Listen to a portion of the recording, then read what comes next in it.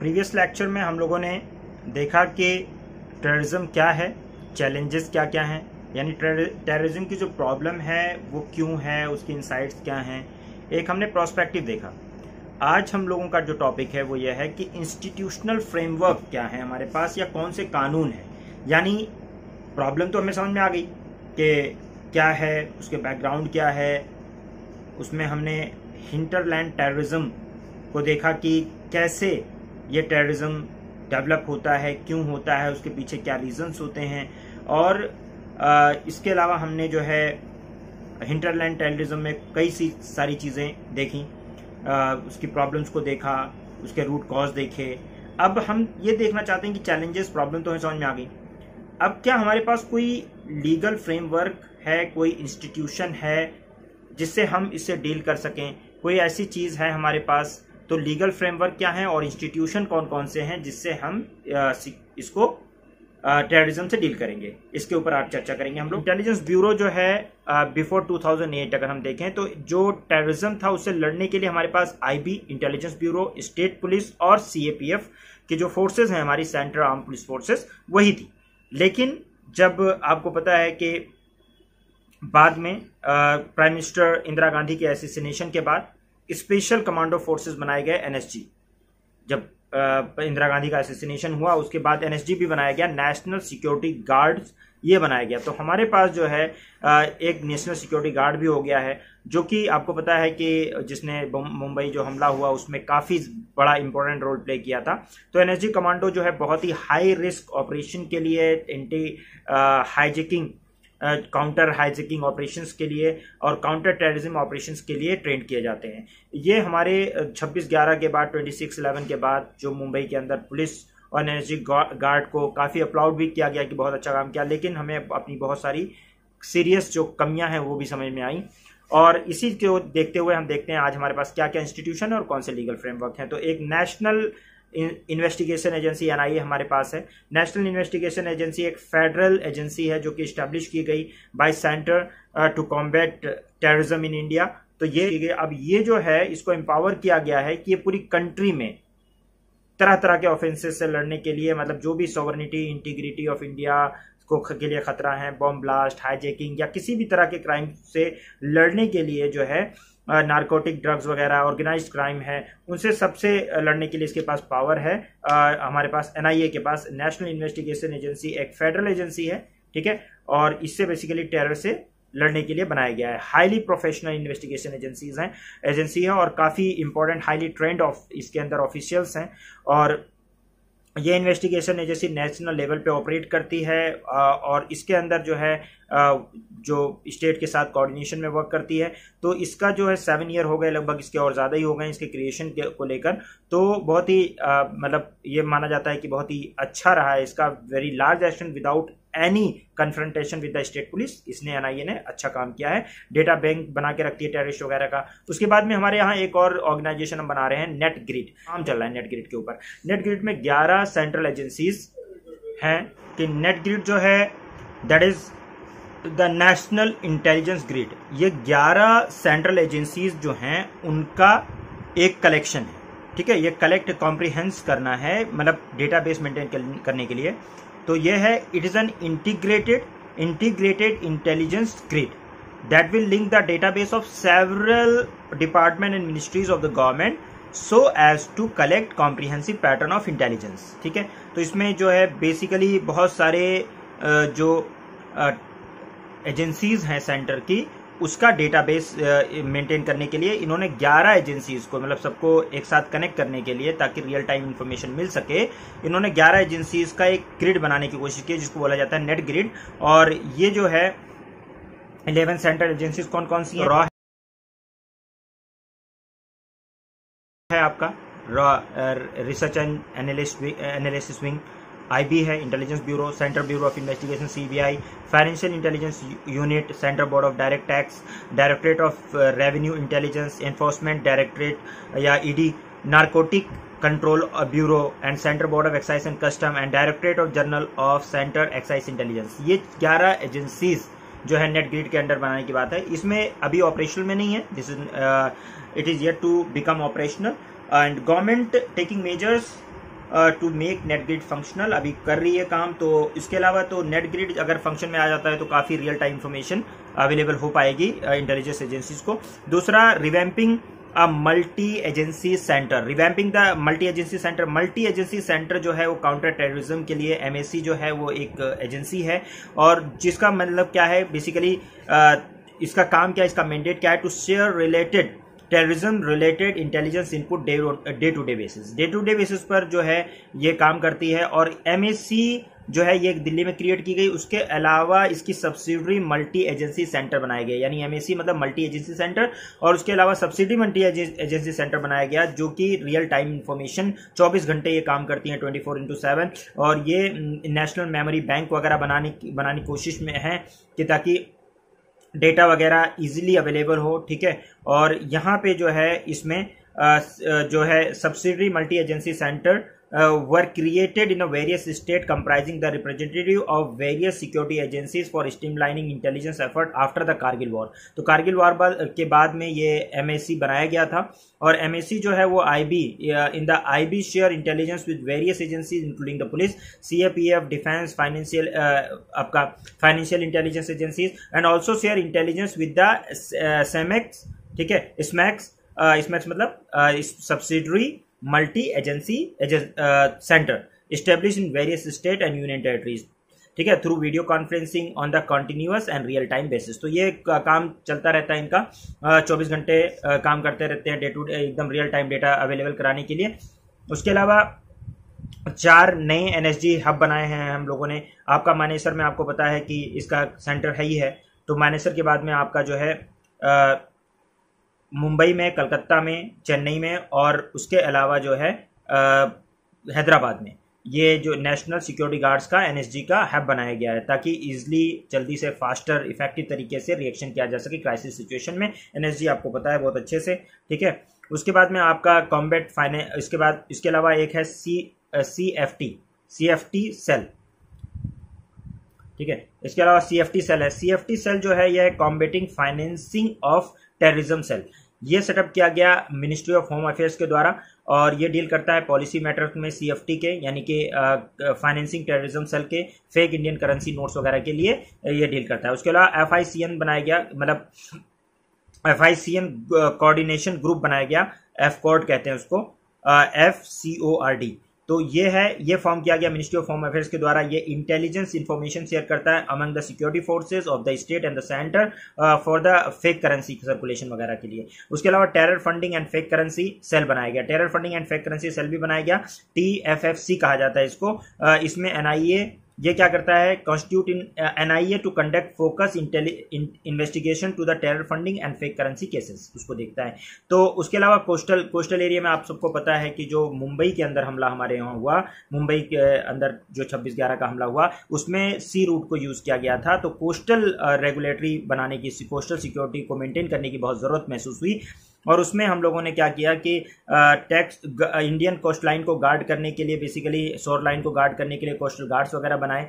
Indian navy का basically वो काम होता है सिक्योरिटी को मेंटेन करना वहाँ पे, और उसमें जो है बहुत कोस्टल सिक्योरिटी के लिए और भी हम काम कर रहे हैं कि इमीडिएटली कोस्टल पेट्रोलिंग वगैरह स्टार्ट करने की, और उसमें जो है जो भी गैप्स हैं सिक्योरिटी में उसको देख रहे हैं, उसको फिल करने की कोशिश कर रहे हैं। Ministry of shipping, road transport and highway has been directed to streamline the process of registration of all type of vehicle, fishing और नॉन फिशिंग व्हीकल को उनको रजिस्टर करने के लिए कहा गया है। ID कार्ड इशू करने के लिए फिशरमैन को कहा गया है, ताकि मतलब पता हो सके कौन आ रहा है, कौन जा रहा है, किस तरीके से, तो ताकि कोस्टल जो वो है एरिया उसको भी हम लोग कोस्टल सिक्योरिटी भी कर सकें, क्योंकि उधर से किसी तरह का टेररिस्ट ऑपरेशन ना हो सके।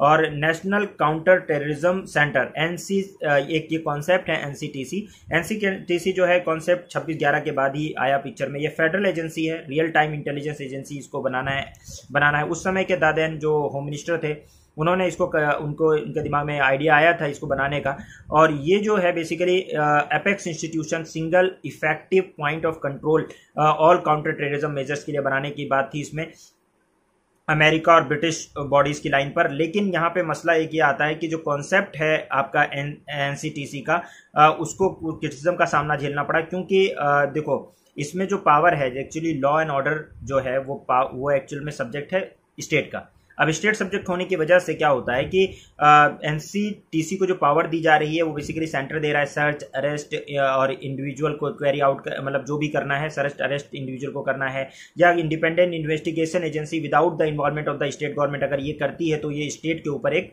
इन्फ्रिंजमेंट होगा स्टेट राइट का, तो ये एक क्रिटिसिज्म है उसका।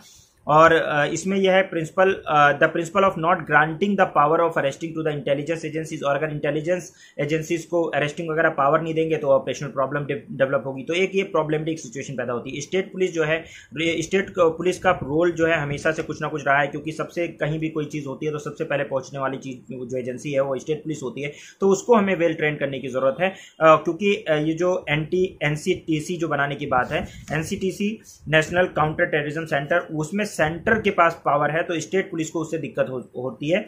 Therefore we can say that the centralised approach of NCTC जो है वो नॉट एक्सेप्टेबल है टू द स्टेट, और यानी स्टेट एक्सेप्ट नहीं कर रहे हैं। And we need not balance, इसमें क्या है, we need a balance approach with more local environment, local environment ज्यादा हो, ठीक है। Therefore the concept of NCTC never come into effect.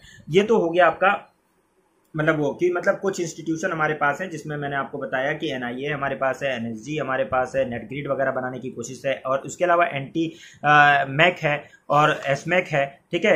ये कुछ सेंटर हैं। उसके अलावा जो है कोस्टल गार्ड कोस्टल सिक्योरिटी के लिए है, बाकी टेरर फाइनेंसिंग के लिए हमारी जो फाइनेंसिंग जो हो रही है उसको काउंटर करने के लिए हमारे पास जो है CFT है या एफकॉर्ड है या TFFC सेल है, ठीक है, FCC सेल है। उसके अलावा जो है आपका लीगल फ्रेमवर्क। अब हम ये देखते हैं कि भाई इंस्टीट्यूशनल तो ये हो गया, अब लीगल हमारे पास क्या क्या फ्रेमवर्क है। तो आप ये ध्यान रखें कि सबसे पहला जो लीगल फ्रेमवर्क में सबसे पहला जो सबसे स्ट्रिक्ट पनिशमेंट के लिए आया था वो टाडा आया था। टाडा क्या है, terrorism disruptive activity prevention act Tada, इसको टाटा कहा जाता है। और टाटा जो है ये आफ्टर इंदिरा गांधी के मर्डर के बाद, एसिसिनेशन के बाद इसको बनाया गया था, यानी 1985 से लेकर 95 तक ये ऑपरेशन में रहा। टाटा का ये है, ये मतलब ये था कि प्रिवेंशन ऑफ टेररिस्ट एक्टिविटीज के लिए बनाया गया था, और लेकिन यहाँ पे टाडा और बनाया गया। उसके बाद में 1995 में ये रिपील्ड हो गया, और उसके बाद में फिर जो है पोटा बनाया गया। पोटा जो है वो भी 2004 में रिपील्ड हो गया, ठीक है। 26/11 के बाद में जो है इसको अमेंडमेंट किया गया इसके अंदर, UAPA के अंदर। तो हमारे पास 3 मेन कानून है इसमें। एक आपका टाडा था जो टाडा की रिपील्ड हो गया, और मतलब टाडा रिपील हो गया, फिर उसके बाद पोटा था, पोटा भी रिपील हो गया। अब UAPA है जिसमें अमेंडमेंट करके उसको चलाया जा रहा है। अब टाडा देखिए, एंटी टेररिस्ट लॉ जो सबसे पहले आया 1985 से लेकर 1995 तक ये रहा। इसमें जो इसका ये बहुत ही मतलब ऐसा खतरनाक लॉ था जिसने बहुत जो रेगुलर कोर्स था उसको चेंज कर दिया था। यानी कि एक तरह से पुलिस जो है इसको, इसमें क्या था, स्पेशल पावर पुलिस को दी गई थी कि पुलिस अगर अरेस्ट करती है 24 घंटे के अंदर उसको मजिस्ट्रेट को पहुंचाने की जरूरत नहीं है। आपने आर्टिकल 22 में देखा है कि अगर कोई पुलिस अरेस्ट करती है किसी को तो 24 घंटे के अंदर उसको मजिस्ट्रेट के सामने लेके जाना है, लेकिन इसमें मजिस्ट्रेट के सामने ले जाने की जरूरत नहीं है। एक तो ये बात यहाँ पे बड़ी वो है। दूसरी चीज ये है कि मतलब बर्डन ऑफ प्रूफ जो है, यानी मतलब विदाउट उसको जो है बर्डन ऑफ प्रूफ किसके ऊपर है, जो एक्यूज जिसको पकड़ लिया गया उसके ऊपर बर्डन ऑफ प्रूफ है। वैसे क्या होता है कि प्री एज्यूम्पशन ऑफ इनोसेंस एक थ्योरी होती है प्री एज्यूम्पशन ऑफ इनोसेंस लॉ में, कि जब तक कोई बंदा प्रूफ ना हो जाए गिल्टी, यानी आपने इल्जाम आपने लगाया है तो आप प्रूफ करोगे कि जो है ये बंदे ने गलत किया है, और उससे पहले उसको इनोसेंट प्रूफ किया जाए, मतलब माना जाएगा। लेकिन यहाँ पे इसको बदल दिया गया।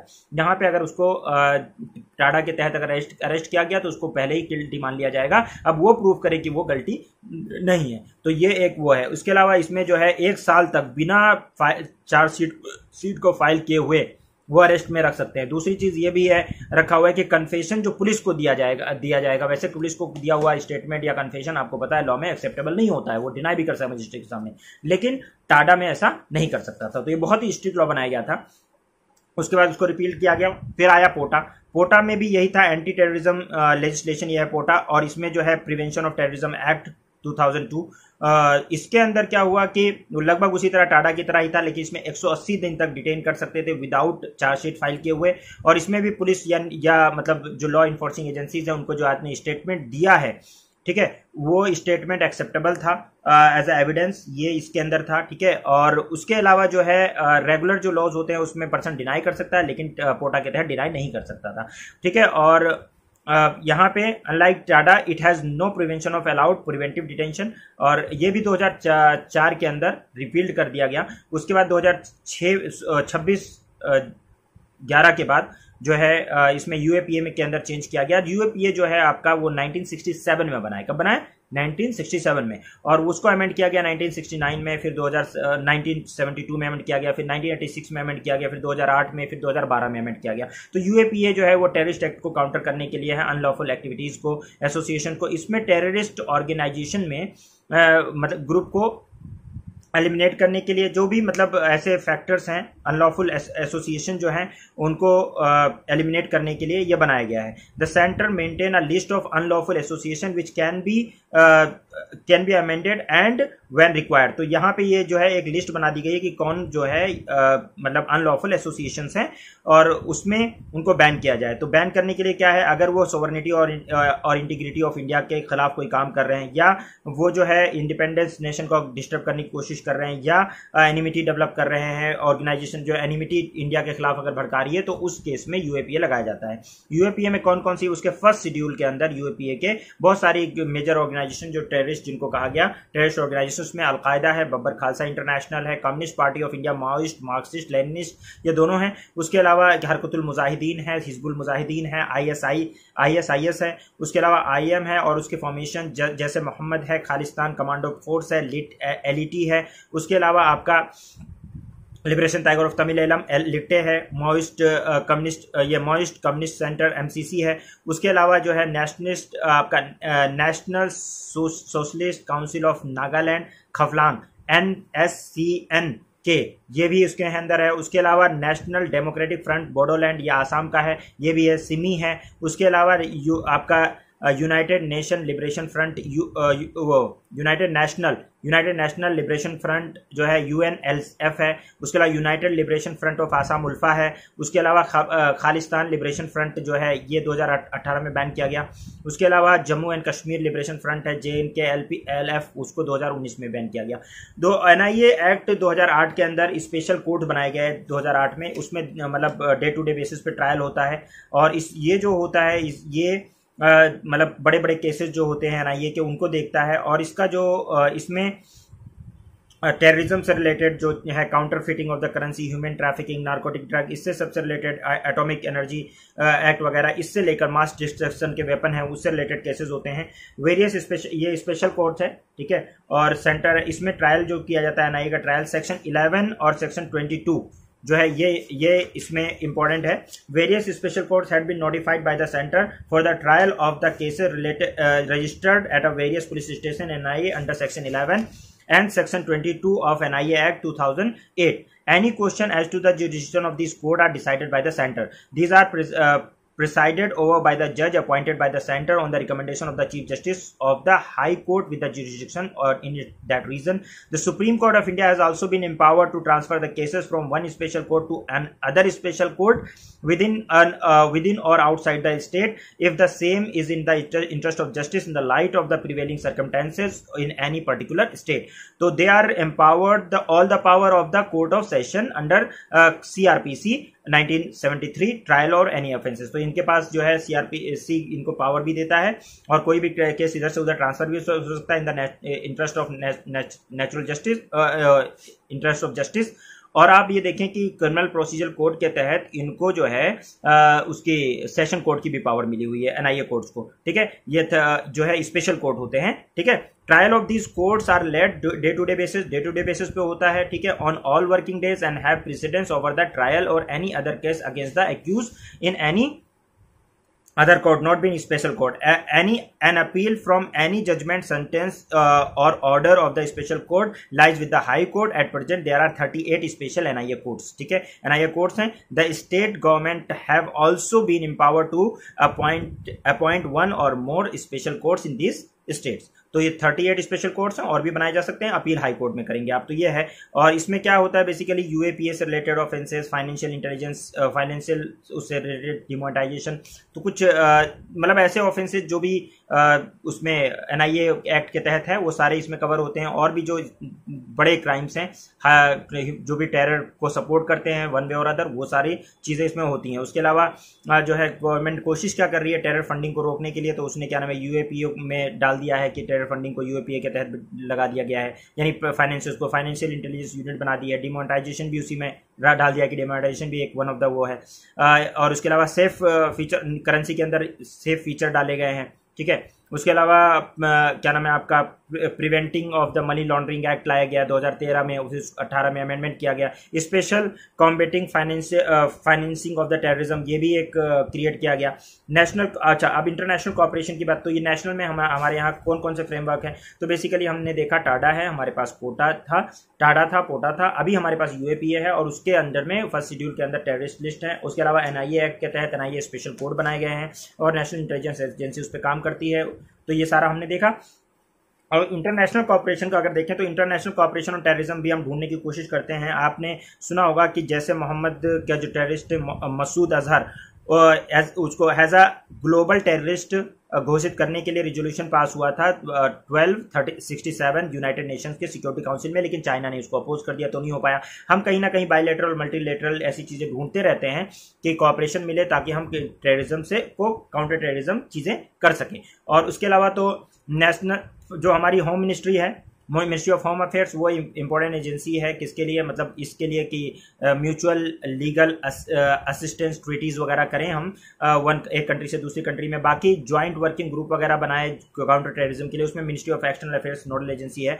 तो ये है सिक्योरिटी काउंसिल रेजोल्यूशन 2322, ये जो है किया गया है। इसमें बेसिकली 12 दिसंबर 2016 में किया गया था। इसमें सिक्योरिटी काउंसिल ने अडॉप्ट किया था रिजोल्यूशन जुडिशियल, मतलब किसके लिए कि फोर्टिफाइंग द जुडिशियल कॉपरेशन, ठीक है, judicial cooperation world wide in the counter terrorism, it aim to enhance the efficiency of the international legal and judicial system. तो यहाँ बेसिकली इनका मेन ये है कि इनको कोशिश ये करनी है कि काउंटर टेररिज्म एक्टिविटीज को रोका जाए। वो कैसे, use of application of the international instruments, international cooperation, और इसी तरह से फाइनेंसिंग और फंडिंग कहाँ से हो रही है उसको सबको देख के ये किया जा सकता है, ठीक है ना। तो उसके अलावा मतलब इंफॉर्मेशन एंड टेक्नोलॉजी शेयर करके, और उसके अलावा जो है आपका multilateral role UNODC, united national office of drug and crime, इन सबको और इंटरपोल वगैरह को एक साथ में मतलब ग्रिड बनाकर भी किया जा सकता है। और हमारी क्या प्रिपेयर्डनेस है, किस तरीके से हम लोग एक्टिव हैं इसमें, तो हमारा जो है भाई देखिए, हम इंटेलिजेंस गैदरिंग कर रहे हैं, वो करते हैं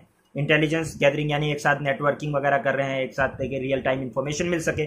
दूसरा ट्रेनिंग एंड ऑपरेशन की ट्रेनिंग कर रहे हैं, ऑपरेशन कर रहे हैं, इन्वेस्टिगेशन, प्रोसिक्यूशन, सारी चीज़ें कोशिश हो रही है। इंटेलिजेंस ग्रिड जो बना रहे हैं हम लोग, उसमें सेंट्रल गवर्नमेंट, स्टेट गवर्नमेंट को इन्वॉल्व कर रहे हैं, नेट ग्रिड बना रहे हैं, मैक बना रहे हैं, इस तरह की चीज़ें हैं। और ताकि हम जो है एक बेटर वो कर सके, एजुकेट भी करते हैं, सिविल सोसाइटी को भी इसमें इन्वॉल्व करते हैं, NGOs को इन्वॉल्व करते हैं, पब्लिक पर्सन को ट्रेनिंग ऑपरेशन का करते हैं, स्टेट पुलिस की भी बेटर ट्रेनिंग करने की कोशिश कर रहे हैं, ठीक है। और एक लिंकेज स्टेट पुलिस और जो सेंट्रल एजेंसीज हैं उनके बीच में एक लिंक बनाने की कोशिश में है। और क्या कर सकते हैं हम लोग, तो पॉलिटिकल लेवल पे हम लोग क्या कर सकते हैं, देखिए एक तो पॉलिटिकल लेवल पे स्ट्रॉन्ग पॉलिटिकल कॉन्सेंसस होना चाहिए कि कंट्री को हमें सेफ रखना है, नेशनल इंटरेस्ट में काम करना है, सुप्रीम इंटरेस्ट हमारा नेशनल इंटरेस्ट होना चाहिए। और बहुत सारे और इश्यूज हैं, और यहाँ पे हम नेगोशिएशन नहीं कर सकते, ठीक है। कहाँ पे, जहाँ पे नेशनल इंटरेस्ट की बात आती है। वर्ल्ड बैंक पॉलिटिक्स के लिए पार्टी लाइन, अपनी पार्टी लाइन पे काम करने के लिए आप नेशनल सिक्योरिटी को खतरे में नहीं डाल सकते हैं। ये बात आपको पॉलिटिकल लेवल पे ध्यान रखना चाहिए। लीगल फ्रेमवर्क जो है बहुत स्ट्रांग होना चाहिए, क्योंकि लीगल फ्रेमवर्क अगर स्ट्रांग नहीं रहेगा, फास्ट ट्रैक कोर्ट्स नहीं रहेंगे, तो justice delay is justice denied, ठीक है। तो ये चीज़ हो जाएगी। और इसलिए ये है कि फास्ट ट्रैक कोर्ट होना चाहिए, लेकिन ये भी ध्यान रखना चाहिए लोगों को कि नेचुरल जस्टिस और प्रिंसिपल ऑफ नेचुरल जस्टिस, और उसके अलावा जस्टिस के खिलाफ ना हो, ये ना हो कि इनोसेंट लोगों को फंसाया जाए। तो लीगल फ्रेमवर्क भी ऐसा होना चाहिए जिससे इनोसेंट लोगों को, या मतलब क्या होता है कि जब इनोसेंट लोग फंसते हैं तो जालिम बाहर घूम रहा होता है, तो ये भी एक बहुत बड़ा वो है, इशू है, तो उसको भी देखना है। उसके अलावा पुलिस को स्ट्रेंथन करने की, इक्विप करने की, मॉडर्न इक्विपमेंट से इक्विप करने की जरूरत है, ट्रेनिंग और इन्वेस्टिगेशन की जरूरत है। हमारी पुलिस फॉरेंसिक लेबोरेटरीज और पुलिस और स्पेशल इक्विपमेंट्स वगैरह की ट्रेनिंग देने की जरूरत है, क्योंकि हमारी पुलिस बहुत ही स्ट्रांग और एफिशिएंट नहीं है, आपको पता है। उसके मतलब हमारे यहाँ पे है, लेकिन उस तरह की ट्रेनिंग, उस तरह से जो जिस लेवल पे टेररिस्ट वगैरह से या उनसे लड़ने के लिए ऑटोमेटिक वो चीज़ें चाहिए, वो चीज़ उस तरह की ट्रेनिंग हमारे यहाँ पे अभी नहीं है। ये हमारी वीकनेस है, तो इसको हमें ओवरकम करना है। मीडिया का बहुत इंपॉर्टेंट रोल रहता है किसी भी चीज़ में, खासकर मीडिया का रोल सबसे जो है अगेंस्ट टेररिज्म जब आता है तो नीडलेस डिबेट्स में इंडल्ज हो जाते हैं, नीडलेस बातें करते हैं, और मीडिया जो है वो अक्सर ऐसी बातें करती है, डिस्प्रोपोर्शनेट व्यू रखती है, डिस्पैशनेट व्यू रखती है, और जो कि ये तो ध्यान में कई बार रखते हैं कि क्या नाम है, टेररिस्ट के ह्यूमन राइट का अगर वायलेशन हो रहा है तो वहाँ पे भी लड़ते हैं, लेकिन विक्टिम के ह्यूमन राइट को भूल जाते हैं। कई बार ऐसा होता है कि इनोसेंट लोगों को टेररिस्ट बता दिया जाता है मीडिया के द्वारा। तो बहुत सारी ऐसी चीज़ें हैं। और देखिए, वैसे तो यह है कि किसी का फेस रिवील नहीं करना चाहिए, इन कैमरा ट्रायल होना चाहिए, लेकिन मीडिया ट्रायल पहले शुरू हो जाता है किसी का। तो ये सारी चीज़ें दोनों तरफ से हैं। एक तो यह है, एक तरफ एक ग्रुप जो है वो सिंपैथी दिखाने लगता है, दूसरा ग्रुप जो है उसको पहले ही दिन कोर्ट रोड जाने की जरूरत नहीं है, पहले दिन ही टेररिस्ट दिखा देता है। तो ये सारी चीज़ें जो हैं गलत है मीडिया की, और मीडिया जो है उन सिक्योरिटी फोर्सेस का इसमें बहुत बार ऐसी चीज़ें कर देता है, लोगों की ज़िंदगियां खराब कर देता है। बहुत सारी हमारी सिक्योरिटी फोर्सेस का ऐसी डिबेट करता है जिससे हमारे सिक्योरिटी फोर्सेस को कोई फायदा नहीं है। इनफैक्ट कई बार ऐसी चीज़ें रिवील कर देता है जिससे हमारी सिक्योरिटी फोर्सेस को, हमारी नेशनल सिक्योरिटी के लिए खतरा हो जाता है। तो इस तरह की चीज़ें नहीं होनी चाहिए टीवी पे डिबेट। और हमेशा ये बात ध्यान रखना चाहिए कि national security is the first thing. National security के बाद कोई चीज़ आती है, बाकी आपके पॉलिटिक्स, आपका जो इंटरनल और चीज़ें हैं वो सब साइड में होनी चाहिए। पहले आपको अपने देश को बचाना है, अपनी नेशनल सिक्योरिटी को ध्यान रखना है। ये मीडिया को वैसे ध्यान रखना चाहिए, क्योंकि मीडिया लोग जो है अपनी टीआरपी बढ़ाने के लिए कई बार ऐसी डिबेट्स और ऐसी चीज़ें करते हैं जो कि हमारे नेशनल सिक्योरिटी के लिए अपने आप को डिबेट ही खतरा हो जाता है। मतलब वो ऐसी चीज़ें करते हैं जिससे हमारी नेशनल यूनिटी एंड इंटीग्रिटी को खतरा हो जाता है, जिससे हम और हमें जो है दुश्मन के काम को हम ही कर रहे होते हैं। जैसे आईएसआई चाहता है कि हमारे यहाँ कम्युनल वायलेंस हो, तो हम खुद ही कम्युनल वायलेंस की ऐसी डिबेट करवा देते हैं कि जिससे कम्युनल वायलेंस भड़क जाए या ऐसी चीज़ें हो जाए। तो इन चीज़ इसको बहुत ध्यान रखना चाहिए, मीडिया एथिक्स का बहुत ध्यान रखना चाहिए, जो कि आजकल आपको पता है क्या हाल है। ठीक है, उसके अलावा पब्लिक, जनरल पब्लिक को भी ध्यान रखना चाहिए कि उनका जो नेबर कंट्री है या वो general public need to be educated about the civil design of आपका evil design of our neighbour countries, कि वो किस तरह से वो करते हैं, ताकि बहुत ज़्यादा सिंपैथी दिखाने की ज़रूरत नहीं होती है, बहुत ज़्यादा ये दिखाने की ज़रूरत नहीं होती है कहीं उनके ट्रैप में ना पड़ जाए। तो इस तरह के मतलब हमें इन्वायरमेंट क्रिएट करना चाहिए कि हमें दूसरे का कम से कम रियल नेचर पता हो कि वो हमारे साथ कोई बहुत अच्छा काम नहीं कर रहा है, हमारे देश को तोड़ने की कोशिश कर रहा है। और देश आपका घर है, कोई घर तोड़ने की कोशिश करेगा तो आपको सबको मिलकर उसका जवाब देना चाहिए। ठीक है, उसके बाद में what is the difference between the क्या नाम है आपका टेररिज्म, आपका इंसर्जेंसी एंड नक्सलिज्म। तो इसकी बात हमने कर ली भाई कि टेररिज्म जो है ब्रॉडर प्रोस्पेक्टिव में बात करता है। इंसर्जेंसी जो होती है वो, यानी कि टेररिज्म जो होता है वो एक planned, organise, systematic means of coercion है, जिसमें जो पॉलिटिकल, रिलीजियस और आइडियोलॉजिकल हो सकता है।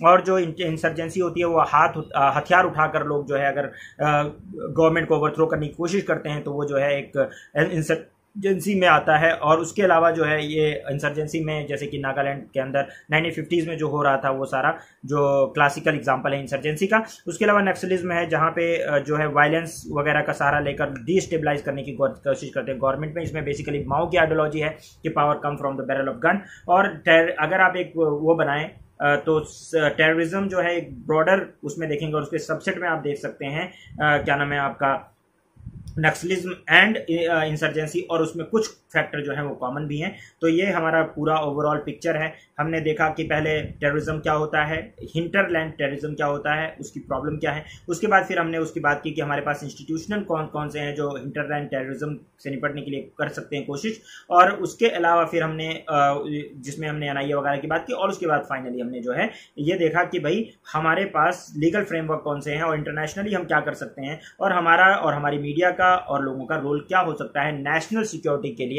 तो ये ओवरऑल हमारा जो है एक चैप्टर खत्म हो गया है आपका नेशनल टेररिज्म वाला। अब इसके बाद में हम लोग जम्मू कश्मीर मिलिटेंसी और इसके ऊपर आगे जाएंगे। आपका जो इंटरनल सिक्योरिटी वाला सब्जेक्ट है इसमें 15-20 चैप्टर हैं, जिसमें से हमने 2 चैप्टर आराम से नहीं करनी है। Thank you so much. जिससे हमारे क्या नाम है देशवासियों का, हमारे जो क्या नाम है सिक्योरिटी फोर्सेज हैं उनको आप जबरदस्ती लड़ाने के लिए लग जाओ, क्योंकि वो जिस तरह से वहां पे रह रहे हैं, जिस सिचुएशन में रह रहे हैं -80 डिग्री टेम्परेचर में, वैसे ही बहुत हार्ड लाइफ जी रहे हैं। ठीक है ना, अननेसेसरी बातों को करके, मतलब ऐसे बातें करके यहाँ पे बैठ के रूम में एक बार उनके साथ जाओ, -80 डिग्री में किस तरह से सर्वाइव कर रहे हैं, किस तरह से खा रहे हैं, किस तरह से पी रहे हैं, किस तरह से जिंदगी जी रहे हैं ना, और किस तरह से आपकी सुरक्षा के लिए खड़े हैं। जब उनके पास जाके खड़े होगे, उनके पास एक बार जाके देख लो तो एहसास हो जाएगा तुम्हें कि ये जो टीवी पे बैठ के हम डिबेट कर रहे हैं ना, कितना अननेसेसरी डिबेट। रियल प्रॉब्लम उनकी क्या है जब उनको देखोगे तो। और वो बहुत पैट्रियोटिक लोग हैं, वो सिर्फ इसलिए कि हम भारत माँ के लिए खड़े हैं, अपने देश के लिए खड़े हैं, अपने देश के लोगों के लिए खड़े हैं, वो उस -80 डिग्री में खड़े रहते हैं। खाने पानी जमा हुआ होता है, किस तरह पानी पीते हैं वो तुम्हें क्या किस तरह से बताऊं, जो हालात है वहां पे जिस तरह से हुआ है, कब कौन सी गोली पे उनका नाम लिखा हो पता नहीं है, कब कहां से, वैसे ही नेचर इतना खतरनाक है, कब कहां से कौन सा अटैक हो जाए, या कब कहां से गाड़ी गिर जाए, कब कहां से कुछ हो जाए, कभी एवलांच आ जाए, क्या जाए कुछ भी, और हर चीज सिचुएशन में खड़े हुए हैं। तो वो लोग, उन लोगों की रिस्पेक्ट करना, उन लोगों से मोहब्बत करना तो वैसे ही चाहिए आदमी को, ठीक है। वो आप ही के लिए खड़े हैं, उनको कोई वो नहीं है, उतनी सी सैलरी के लिए ना यहाँ पे पान बेच के उतनी सैलरी कमा लेता है आदमी, लेकिन उनके अंदर कुछ फीलिंग होती है जिससे वो जाते हैं वहां पे। फीलिंग मैं समझता हूँ कि वो फीलिंग होती है, उस पैसे के लिए नहीं, पैसा तो यहाँ भी कमा सकता है, ठीक है।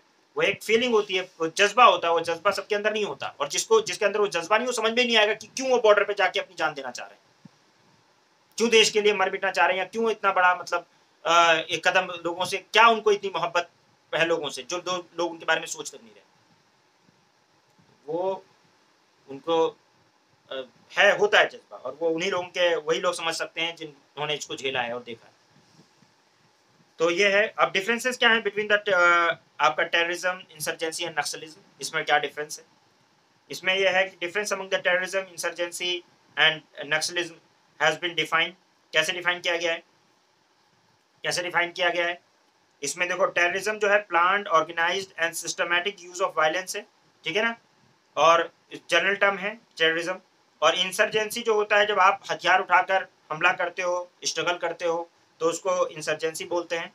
और नक्सलिज्म जो होता है, यानी इंसर्जेंसी होती है -50 उनको 1950 के अंदर जो है, अगर आप देखोगे नागालैंड के अंदर जो मतलब हथियार उठा के लोग इंडिया के खिलाफ खड़े हुए थे, वो इंसर्जेंसी थी और हार्म रेबेलियन था। और उसके बाद में नक्सलिज्म जो है, वो एक तरह से नक्सलिज्म जो है वो वायलेंस है जिसमें स्टेट्स को डिस्टेबलाइज करने की कोशिश की है, वो की जाती है। उसमें माओ की आइडियोलॉजी पे कि power come from the barrel of gun, overthrow करने की कोशिश करते हैं गवर्नमेंट को।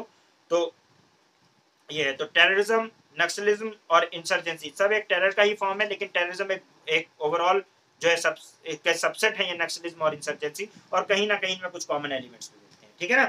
तो ये हमारा पूरा मतलब आज की बात है। तो मैं आपको आज दो बातों पे हमने बात की। एक तो हमारे पास जो है कौन से इंस्टीट्यूशंस हैं, जिसमें हम लोगों ने एनएसजी, एनआईए, नेटग्रिड, एमएससी की बात की। दूसरा हमने लीगल फ्रेमवर्क हमारे कहाँ पे कौन कौन से हैं, थे या हैं, ठीक है, जिसमें से पोटा टाटा हट चुका है, टाटा और पोटा। और दूसरा हमारे पास यूएपीए है, और बहुत ही रैशनल तरीके से सोच समझ के लॉ बनाने की ज़रूरत है, और रैशनल तरीके से इस पर काम करने की ज़रूरत है, क्योंकि ये बहुत ही सेंसिटिव इश्यूज होते हैं। इनमें सिर्फ debate, live debate, media debate तक नहीं सीमित रहना चाहिए, ये लेक्चर्स तक नहीं सीमित रहना चाहिए, इस पर काम होना चाहिए। अपनी स्ट्रेंथ, वीकनेस, थ्रेट और अपॉर्चुनिटी समझनी चाहिए। और अगर आप इसको समझकर और अपने देश के जवानों के, बहुत सारे लोगों का, अगर हमारे अंदर कमियां दूर होती चली जाएंगी, तो हम बहुत हद तक सेफ बना सकते हैं और बचा सकते हैं अपने जवानों का ब्लड और उनकी फैमिलीज को, ठीक है ना। नहीं तो एक इंसान चला जाए तो पूरी जिंदगी तबाह, पूरी फैमिली तबाह हो जाती है, ठीक है। कोई बचता नहीं है, जी रहे होते हैं लेकिन लाशों की तरह लोग। तो ये है बस किसी तरह। तो इसलिए सोचना चाहिए लोगों को कि हमारे सिक्योरिटी फोर्सेस के या हमारे जो लोग बॉर्डर पे काम कर रहे हैं, उनकी ज़िंदगी इतनी आसान नहीं है कि आप बैठ के एसी रूम में बैठ के लाइव डिबेट करके और उनको लड़ाने की और उनके बारे में बस यही सब एग्रेशन के बारे में सोचते रहो। रियल प्रॉब्लम को भी फेस करो, रियल चीज़ों को देखो, रियलिटी क्या है वो देखो, जाके उनकी लाइफ जी कर देखो एक बार, और अपने बच्चों को एक बार बॉर्डर पे भेज के देखो। जितने लोग लाइव डिबेट कर रहे हैं बैठ के, उनको भी चाहिए कि, मैं तो कहता हूँ कि अगर फैमिली में 2 बच्चे हैं, 4 बच्चे हैं, तो एक को तो आर्मी में भेजना ही चाहिए, भेजो, फिर देखो दर्द होगा, आपको भी तकलीफ होगी। चलिए, ठीक है, यहाँ तक आपने टेररिज्म की बात कर ली है, ठीक है ना। बॉर्डर की भी बात हो गई, और क्या नाम है, हिंटरलैंड टेररिज्म की बात हो गई। नेक्स्ट टॉपिक हमारा जो है वो, जिस पे हम लोग बात करेंगे इंशाल्लाह, वो है आपका जम्मू कश्मीर मिलिटेंसी के ऊपर बात होगी, ठीक है। Insurgency in the north east, उसके बाद लेफ्ट विंग एक्सट्रीमिस्ट, इसके सबके। तो ये इंटरनल सिक्योरिटी पूरा आपका मेंस का सिलेबस है ये, ठीक है। तो आप लोग इसमें थोड़ा सा मेरे साथ ऐड और करा कीजिए कि जो न्यूज़पेपर में आर्टिकल्स वगैरह आते हैं, खासकर आर्टिकल एडिटोरियल्स, उसको पढ़ा कीजिए। फालतू डिबेट, टीवी डिबेट मत देखा, ठीक है ना, ये सब बकवास होता है। जो एडिटोरियल होते हैं उनको पढ़िए, हिंदू वगैरह के या इंडियन एक्सप्रेस के। तो जो एडिटोरियल होती है उसमें कुछ अच्छे राइटर्स होते हैं जो बहुत बातें लिखते हैं, जो रियल बातें लिखते हैं। उसमें रिटायर्ड आईपीएस ऑफिसर हैं और लोग हैं, इंटेलिजेंस ब्यूरो से रिटायर्ड है, तो वो कुछ ऐसी बातें लिखते हैं जो आपके काम आएंगी। ठीक है, चलिए मिलते हैं।